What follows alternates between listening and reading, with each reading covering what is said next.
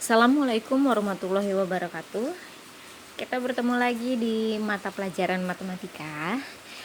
Kita sudah masuk ke bab 2, yaitu tentang aritmatika sosial. Oke, sebelum kita masuk ke dalam pembelajaran, alangkah baiknya kita berdoa menurut agama dan kepercayaan masing-masing. Berdoa dimulai. Berdoa selesai. Oke, untuk anak-anak sekalian, mudah-mudahan sehat selalu ya. Jangan lupa untuk selalu jaga kesehatan terus ya.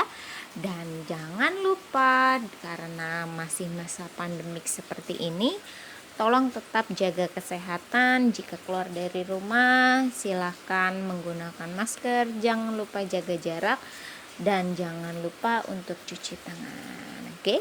Nah, kita masuk ke dalam pembahasan tentang aritmatika sosial.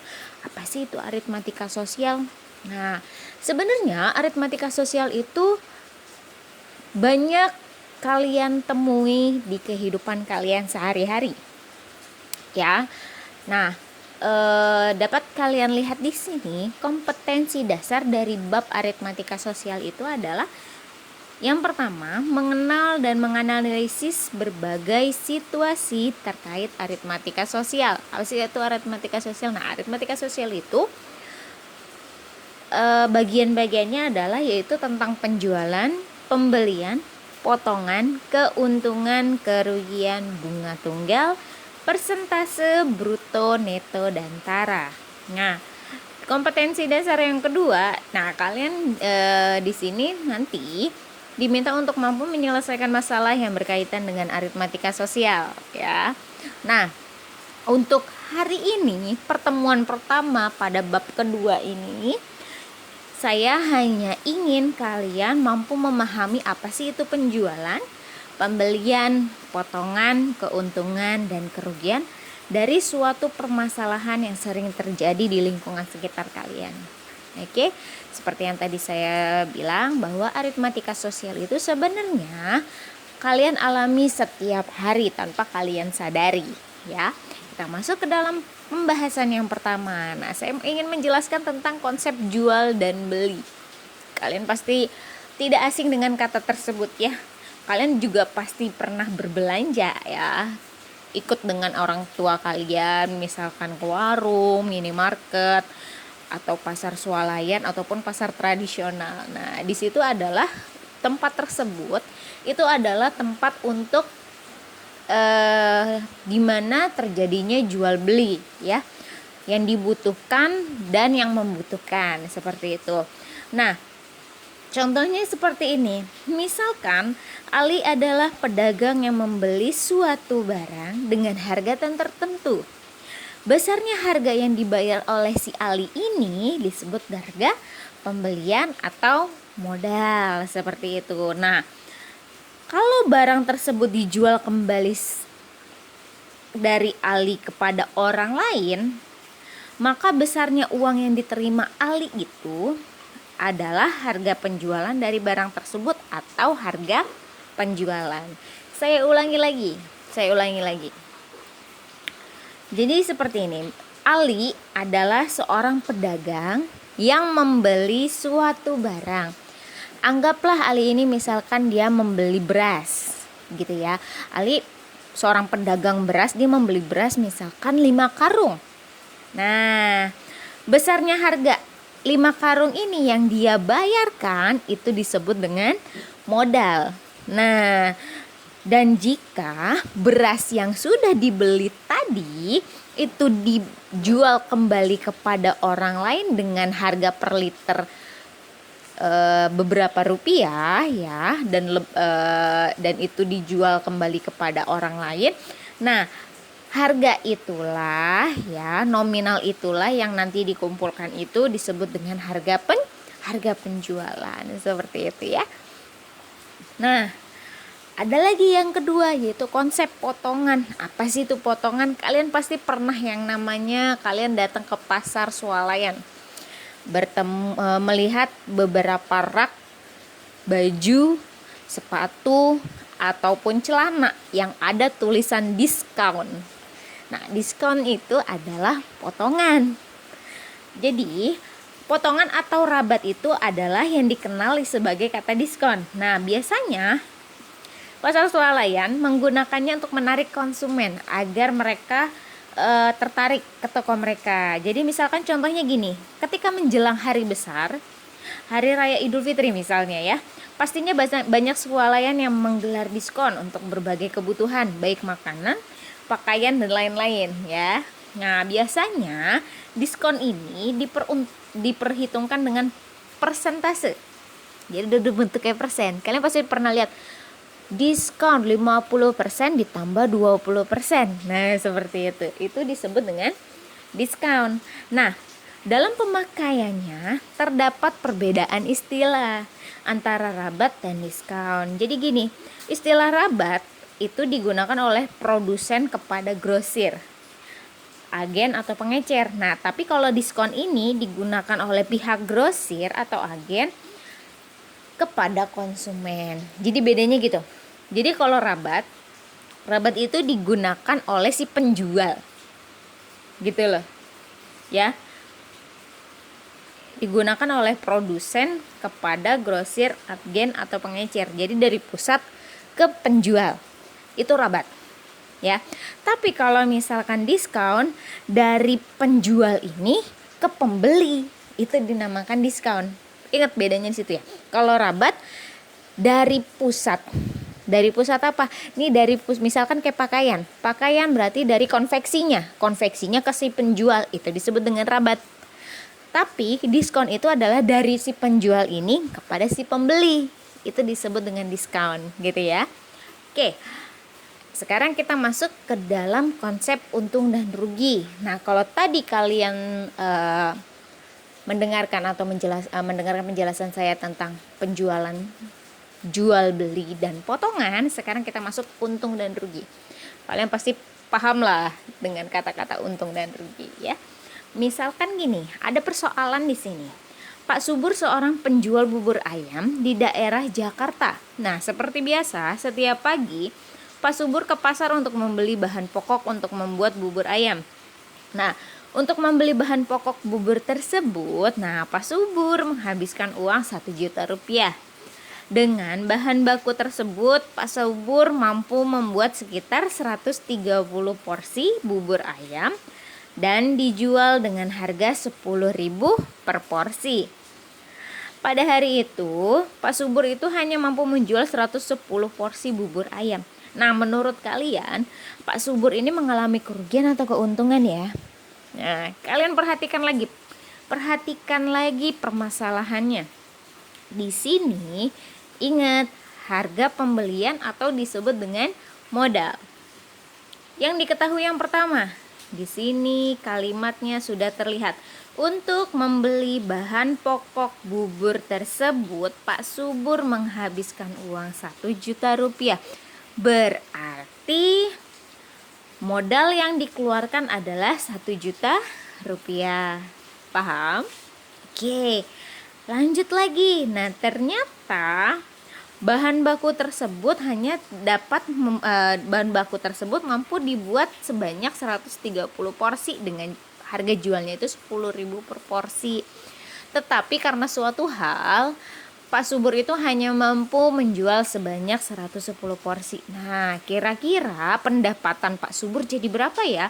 Yuk kita simak pembahasannya. Nah, seperti yang tadi saya bilang, diketahui yang pertama itu adalah karena modal yang dikeluarkan adalah 1 juta. Ya. Terus yang diketahui yang kedua itu adalah harga proporsinya adalah 10.000. Nah, yang ketiga yang harus kalian ketahui adalah berapakah banyak mangkok yang terjual, porsi yang terjual. Itu 3 item itu yang harus kalian ketahui. Jadi modal, banyaknya barang yang terjual, dan harga per itemnya berapa.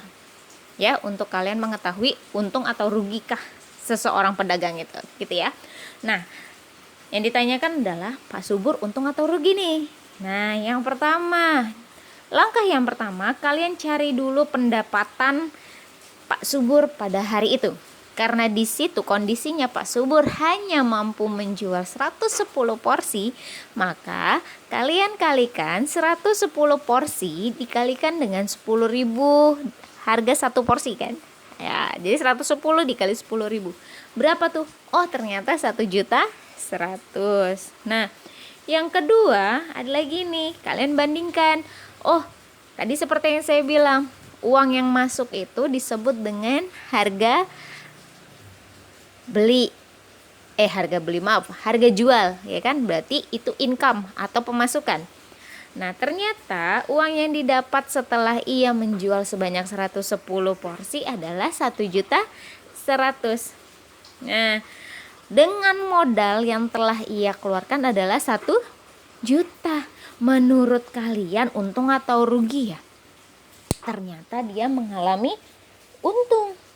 Kenapa? Nah, kalian kan bisa lihat sendiri di situ ya.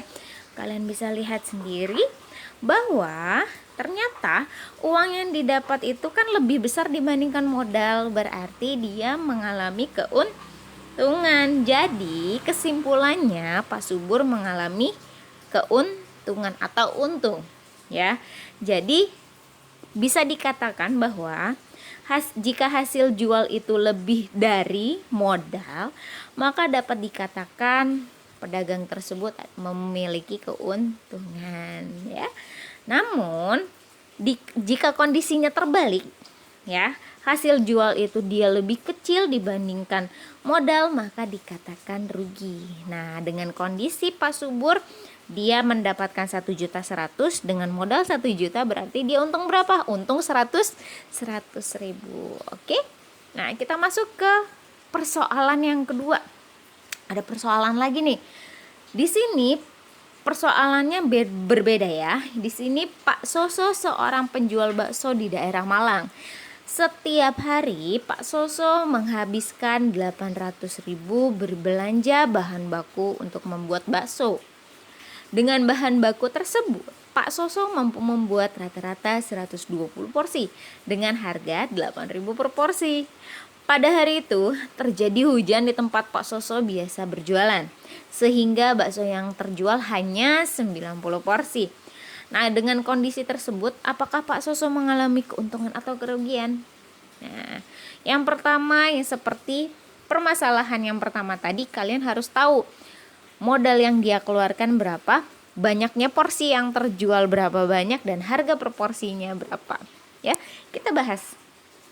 Ternyata modal yang dikeluarkan oleh Pak Soso untuk membuat bakso itu adalah 800.000. Dengan hasil penjualannya pada hari itu adalah 90 porsi dengan harga 8.000 per porsi. Nah, kita cari dulu nih pendapatan Pak Soso nih. Pendapatannya carinya gimana? Pendapatannya atau pemasukannya kita cari dengan cara kalikan item yang terjual dengan harga per item. Karena yang terjual adalah 90 porsi dengan harga 8.000 per porsi, maka tinggal kalian kalikan 90 dikali 8.000. Hasilnya berapa? Oh, hasilnya hanya 720.000. Ternyata uang yang didapatkan Pak Soso pada hari itu hanya 720.000 dengan modal yang ia keluarkan pada hari itu juga adalah 800.000. Nah, menurut kalian untung atau rugi? Rugi. Kenapa? Nah, kenapa? Karena pendapatannya dia lebih kecil dibandingkan pengeluarannya. Sebesar berapa? Tinggal kalian kurangkan saja. 800.000 kalian kurangkan 720.000 berapa? Oh, ternyata dia merugi sebesar 80.000. Jadi paham ya? Insya Allah paham ya. Jadi gini, kalau pendapatan atau hasil jualnya itu lebih dari modal, maka dikatakan untung. Tapi kalau misalkan pendapatan atau hasil jualnya lebih kecil, maka dikatakan rugi. Nah, ada satu kondisi lagi. Tidak untung tidak rugi. Apa sih itu namanya? Perhatikan contohnya. Pak Sarto seorang penjual sate di daerah Madura. Setiap hari Pak Sarto menghabiskan 700.000 untuk berbelanja bahan baku untuk membuat sate. Dengan bahan baku tersebut, Pak Sarto mampu membuat sate sebanyak 100 porsi dengan harga 10.000 per porsi. Nah, pada hari itu terjadi hujan di tempat Pak Sarto biasa berjualan, sehingga sate yang laku hanya 70 porsi. Apakah Pak Sarto mengalami kerugian atau keuntungan? Sama seperti permasalahan nomor 1 dan 2. Cari dulu modalnya berapa, ya. Yang terjual berapa banyak dan pendapatannya berapa. Oke. Modal yang dikeluarkan itu adalah Pak Sarto adalah berapa? 700.000. Yang terjual adalah 70 porsi. Dengan harga satu porsinya itu adalah 10.000. Nah, yang pertama kita cari dulu nih pendapatannya. Cari pendapatannya berarti banyaknya yang terjual 70 porsi, kita kalikan harga satu porsi yaitu 10.000. Berapa 70 dikali 10.000? Oh, ternyata 700.000. Ya. Terus apalagi? Oh, ternyata harga jualnya adalah 700.000 atau pendapatannya adalah 700.000. Dan modal yang ia keluarkan juga 700.000. Menurut kalian untung atau rugi? Tidak untung, tidak rugi, atau dikatakan impas. Gitu ya. Tidak untung, tidak rugi, dikatakan adalah impas. Jadi dia nggak untung, dia nggak rugi. Balik modal. Bahasanya ya, bahasa penjualannya itu dia balik modal. Jadi hanya balik modal saja, tidak untung, tidak rugi. Jadi ada 3 kondisi pada aritmatika sosial. Dikatakan untung jika harga jual lebih dari harga pembelian atau modal. Namun dikatakan rugi jika harga jual lebih kecil dari harga beli. Dan yang ketiga ini impas atau balik modal. Apa nih? Jika harga jual itu sama dengan harga beli. Oke, insya Allah pemahaman kalian bertambah ya. Nah, benarkan apa kata saya, aritmatika sosial itu tidak jauh dari kehidupan kita sehari-hari, yang tanpa kita sadari sebenarnya itu adalah materi aritmatika sosial. Jadi seperti itu. Nah, pentingnya pembelajaran aritmatika sosial ini adalah jika kalian nanti suatu saat kalian sudah lulus SMP dan sudah lulus SMA, kalian ingin memulai bisnis, kalian mampu menggunakan pemahaman atau aplikatif dari aritmatika sosial ini untuk bisnis kalian, seperti itu. Oke. Nah, berarti dari kesimpulannya 3 kasus yang tadi sudah kita bahas ya. Pak Subur tukang bubur ayam, pemasukannya atau dikatakan di sini M ya, pemasukannya adalah 1.100.000, pengeluarannya adalah 1 juta atau modal. Ya, ternyata lebih besar pemasukan daripada pengeluaran, maka dikatakan dia untung sebesar berapa? 100.000. Oke.